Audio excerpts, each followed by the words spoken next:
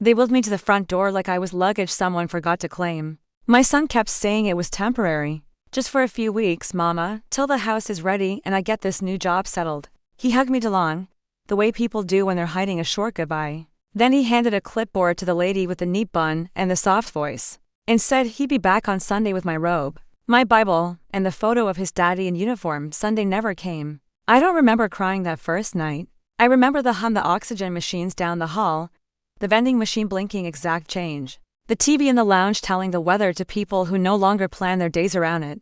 In my room, the blinds were tilted half open, and the parking lot lights made little ladders on the wall. I lay there in a bed that rose and fell on command, and I tried to figure out how to sleep in a place where even silence wore. Shoe-stop morning came with coffee that tasted like the word. Almost, the nurse who set it down had kind eyes and a name tag that said Rosa. "You're Miss Lila," she said. "We're glad you're here." I nodded because I didn't have a better idea. Glad didn't feel like the right word. But I've learned there are days when you borrow a word till the real one shows up. By lunch I'd met the neighbor's Mr. Whitaker, who called every woman darlin' and claimed he used to play trumpet for a soul band. That opened for Sam and Dave, Miss Jean, who kept peppermint in her pocket and a prayer on her tongue. Harold, who asked the same question for times and smiled like every answer was fresh. We were a street with no sidewalks, a block party that never went home. On the second day, a young social worker asked for the names and numbers of my emergency contacts. I gave her my sisters, my church, and my son. She circled his name with a pink pen. "He's the primary?" "He's the only," I said. She smiled the way people smile when they hope kindness can replace facts. "We'll keep him in the loop." They did. They called, they mailed letters that came back forwarding expired.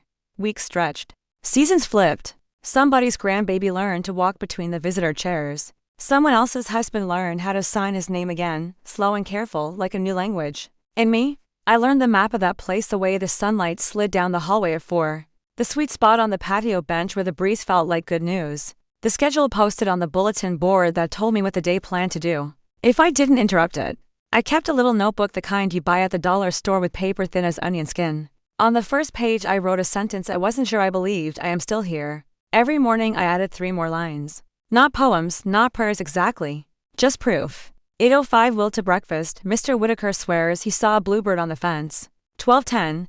Rosa laughed so hard at my cornbread story she had to sit down. 3:30. Stood for 8 minutes at the window without holding on. The physical therapist's name was Miles. He wore bright sneakers and never let a minute go to waste. "We're going to make your legs, remember," he said, tapping his clipboard like a metronome. First it was ankle circles. Then it was standing for 10 seconds. Then 20. Folks think strength is something loud, weights clanking, music thumping. In that room, strength was a whisper you tell your knee when it wants to quit. If you stay anywhere long enough, you start building a life whether you plan to or not. I started a hair hour on Saturday, set Miss Jean's curls, oiled Rose's edges when she let me, braided the soft wisps at the back of a woman's neck who could no longer lift her arms. On Tuesdays, I read psalms aloud in the lounge, and even the ones who said they weren't church people hummed along on Surely Goodness and Mercy. Mr. Whitaker said I should charge admission. I told him the tickets were paid for by breath. I called my son on Sundays at 2 the time he promised and let it ring, until the polite robot told me to stop. I left short messages because shame doesn't need long ones. "Hey baby, it's your mama. I'm alright. Call me when you can." After month 3, I stopped leaving messages. I didn't stop calling. Hope likes routine. Around Christmas, the activities director brought in a tree that smelled like the woods and memories. We strung lights. Rosa set up a radio and let Nat King Cole do what he does best. A little girl in red tights handed out paper snowflakes to anyone who held out a hand. I held mine out. All of us did. Sometimes dignity isn't about pride. It's about receiving without apologizing. A week before New Year's, my sister Ruth finally visited. She came with a bag of lotions and a mouthful of opinions. "I told him to come," she said before hello. "I told him the sun will set on him if he doesn't get here." She adjusted my blanket the way bosses adjust deadlines. "You look good," she said. "Better than I expected." I smiled because I knew she meant it kindly and because I did look good. Staying alive had found its way to my face when she left. She slipped a folded paper under my pillow. It was a photo of my house, fresh paint, new rail on the steps. "He did fix it," she said at the door. "I'll give him that." I kept the picture, but I didn't let it tell me a story that wasn't true. A painted porch is still a porch you don't sit on. Spring smelled like laundry and cut grass. I graduated from the wheelchair to a canine named Mercy. When I made it to the end of the hall without stopping, Miles clapped like I'd just crossed a finish line I couldn't see. "Look at you," he said. "Look who you are." I wrote that in my notebook. Not every day was brave. Some days were small. The TV would play old game shows until the answers lined up with my heartbeat. Rain would make the ceiling creak its old song. Grief would slide under the door and sit on the edge of my bed like it paid rent. On those days, Rosa would come in and raise the blinds just enough. "There," she'd say. "Let the light earn its keep." She kept peppermint in her pocket, and the kind of patience that makes you think maybe you are, in fact, worth the time. Summer brought barbecue chicken on paper plates and a choir from a church I didn't recognize, but liked anyway. We ate outside under a tent that flapped inside. A boy with a snare drum kept losing the beat and finding it again. Mr. Whitaker flirted with a lady from the next facility over like Hope wore a lipstick. He couldn't resist.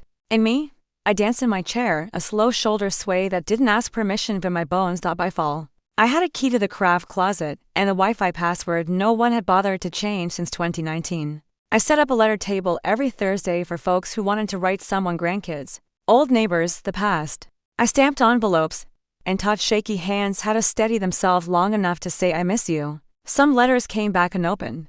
We wrote again anyway. If breath is proof, so is a stamp. My son sent a birthday card in October, signed with his name and a line that read working on it, "Love you." I stared at those for words until they seemed like a recipe without measurements. I propped the card on my windowsill next to the geranium Rosa smuggled in from her porch. I watered the plant. The card took care of itself. Year to begin with a fire drill at dawn and a new roommate by noon. Miss Pearl snored like a freight train and told stories like Jazz No Clear Map. But every turn necessary. She had a photo of a dog named Lucky who'd outlived her husband and 3 of her cousins. "Men go quick," she said, patting the frame. "Dogs wait at the door." We shared hand cream and secrets.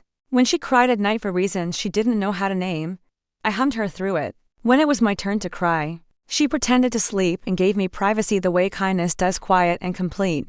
One afternoon, the social worker asked if I wanted to update my emergency contacts. You can add a neighbor, a cousin, anyone who'd answer on the first ring. I almost said no. Then I wrote Rosa in neat block letters and watched the social worker's eyebrows float up. "Staff don't have to," she started. "I know," I said. "She'll answer." Rosa fussed at me when she found out, then bought me a bigger notebook. If this sounds like a life, that's because it became one. Not the one I picked, but the one that grew when nothing else would. I learned the names of every sparrow that landed on the fence. I learned the way joy sneaks in through the smallest cracks the first sip of coffee. When the morning is honest, the weight of a clean blanket, the sound of your own name spoken by someone who means it. On the last page of my second notebook, I drew the outline of a front door. A simple door, a welcome mat, a little sign that said home. I didn't know whose it was anymore. But I knew one thing: if anyone came knocking, they would meet a woman, not a shadow. 3 winters after the day he drove away, someone knocked. It was a Thursday. Letter day. Miss Jean was choosing a stamp with a cardinal on it. Mr. Whitaker was asking if anyone had ever cooked ribs in a slow cooker, without breaking the rules of heaven. Rosa was stealing 10 minutes to drink her tea while it was still warm. I was showing Harold how to address an envelope to himself, so the mail would have a way to find him when words got lost. The knock came again, firm, uncertain. Like memory with cold hands, Rosa glanced at me. I set down my pen and stood with mercy, with purpose, with a spine that had learned a new alphabet. I followed the sound down the hall, past the bulletin board and the fish tank and the water fountain that wheezed like it had asthma. At the door stood a man I knew by the slope of his shoulders before I ever looked at his face. "Hey, Mama," he said. I waited a beat. Then I opened the door wider, not for him to enter, but for the air to move, for the truth to settle. For the woman I had become to take her place. "Hello, son," I said. "You found me."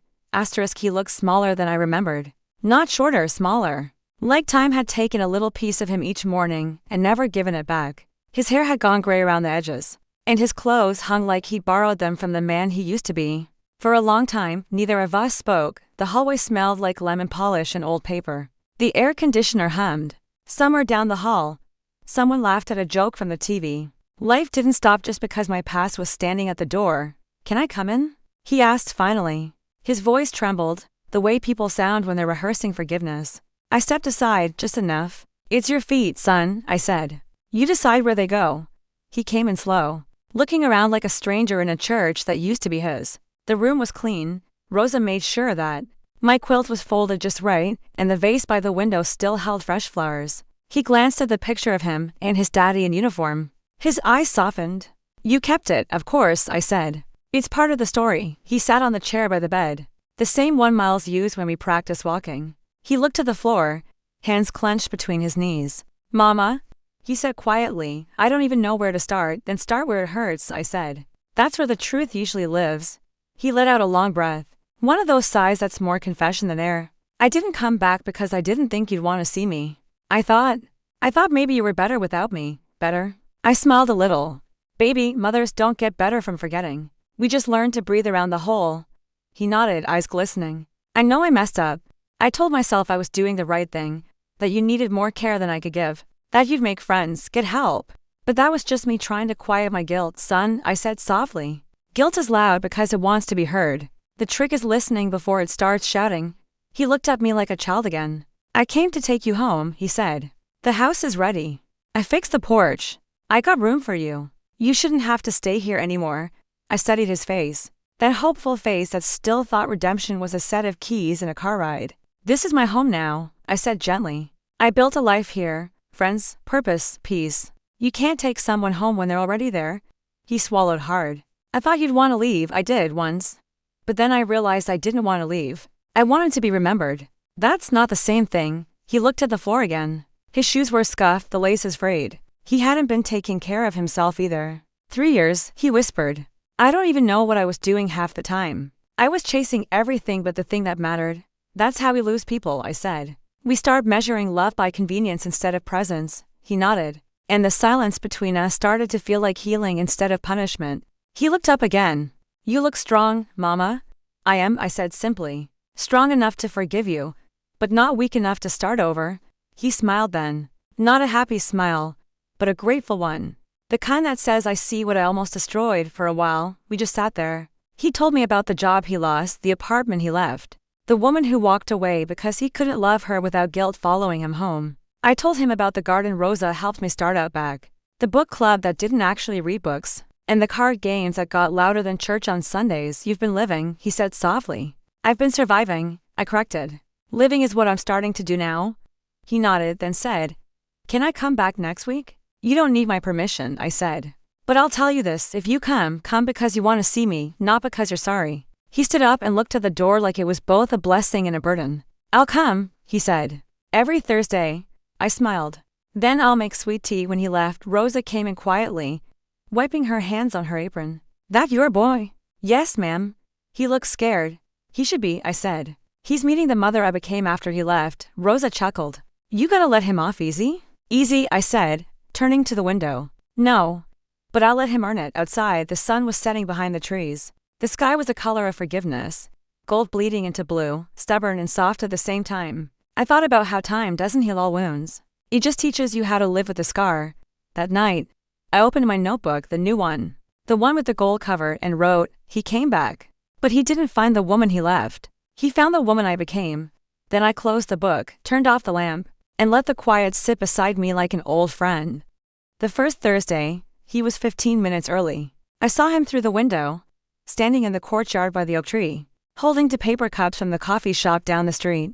He looked nervous, like a man waiting for a verdict. I let him wait, not because I wanted to punish him, but because I wanted him to feel what time feels like when you've given it away. When I finally came out, he smiled the way a child smiles when they remember how. Brought you coffee, he said, lifting the cup like an offering. Thank you, baby, I said. You remembered how I take it? He looked confused for a second, then smiled again. Sweet and strong, I nodded. Good. Maybe you do listen. We sat on the bench under the oak tree. The leaves whispered like old women trading gossip. He told me about work. How he found a job at a hardware store. How it wasn't much, but it was something steady. I told him about Miss Pearl's latest story. About how she swore the ghost of her husband came back just to complain about her cooking. We both laughed, soft and real. When it was time for him to leave, he stood and said, Same time next week. Same time, I said. And he came up by the third Thursday. He brought lunch, fried chicken and biscuits, still warm. By the 5th, he knew everyone's name. By the 8th, he didn't just visit me.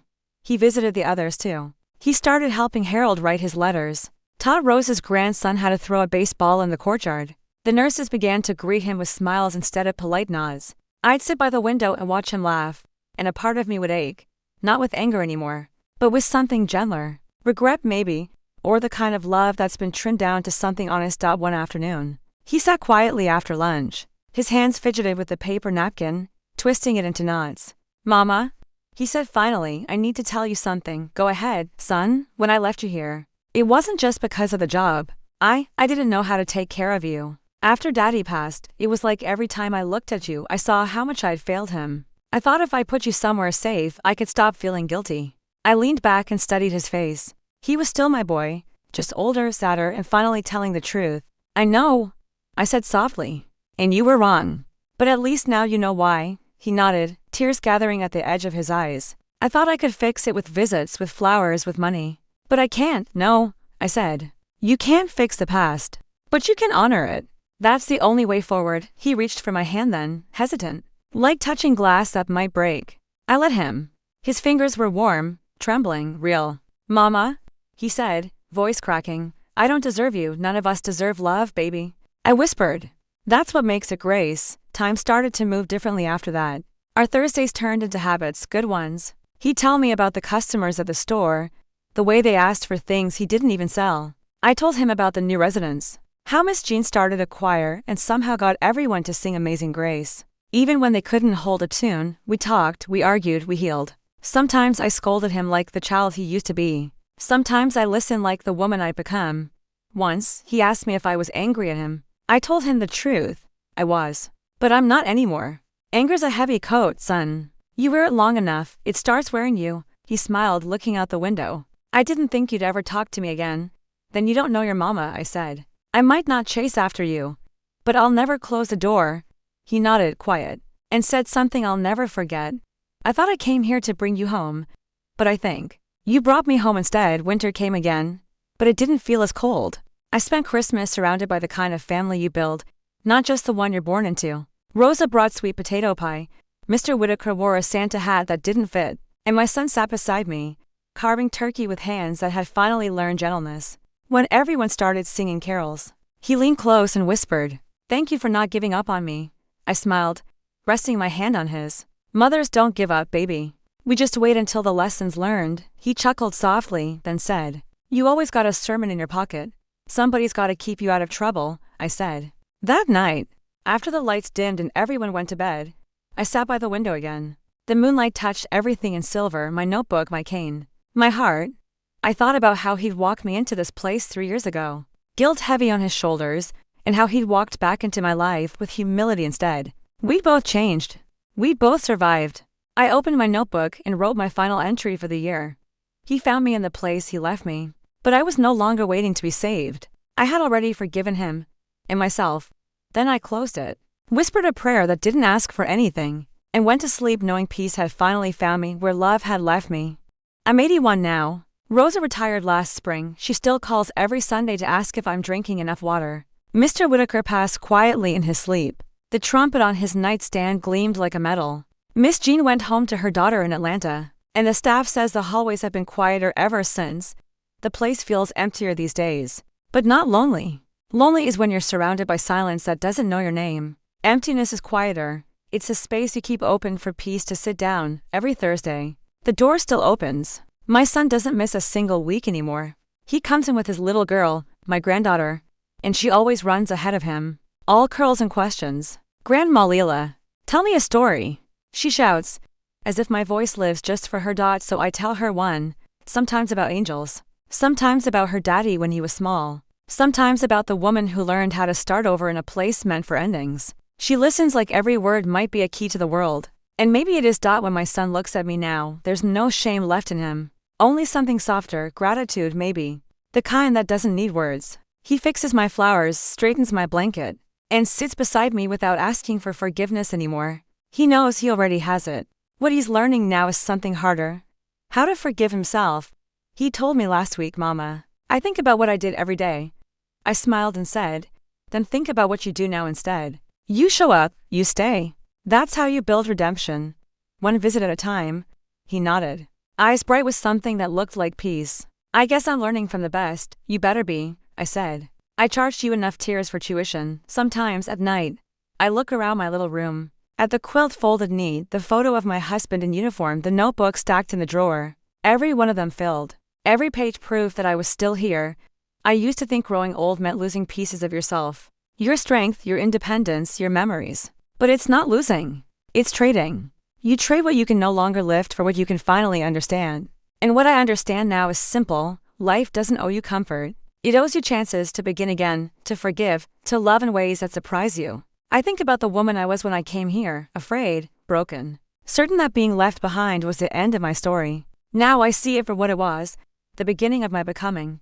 One afternoon, I asked my granddaughter what she thought forgiveness meant. She said, "It means hugging someone even when you still remember what they did." I laughed until tears rolled down my cheeks. "That's about right, baby," I told her. Except sometimes forgiveness is just smiling when they walk through the door again.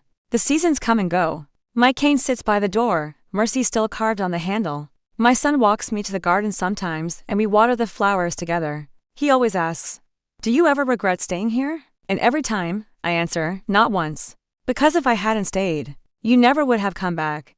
He looks at me then, like he finally understands. That home isn't a place, it's a moment you keep alive. Through love, the staff says they want to name the garden after me when I'm gone. Lila's porch, they call it. I told them I like that. It makes me laugh, though, all these years. I thought the porch I wanted was the one my son rebuilt. Turns out, it was this one all along. This place where people come to heal, to remember, to forgive. I don't know how many Thursdays I have left, but that's alright. I've already been found once. That's more than most folks get in a lifetime. Before I go to sleep, I open my final notebook, the last one, with a red ribbon marker, and I write my last entry if my son ever forgets me again. Let the flowers remind him. If the world grows cold, let the tea be sweet. And if anyone asks who I was, tell them I was never lost, just waiting to be remembered, right? Then I close the book, whisper a thank you to the silence, and turn off the light because some stories don't end. They just rest, knowing someone, somewhere, finally learned how to come home.